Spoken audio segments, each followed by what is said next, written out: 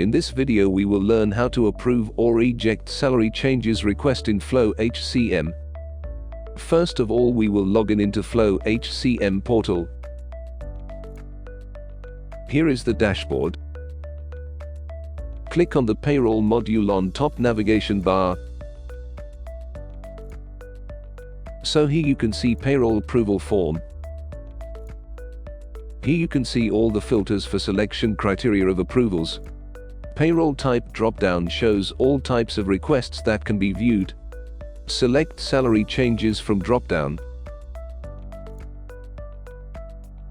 In the grid below you can see list of requests.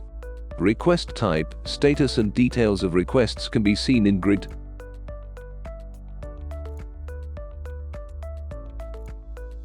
You can either approve or reject any request and enter comments. Then save. System will show a small pop-up indicating that your request is successful.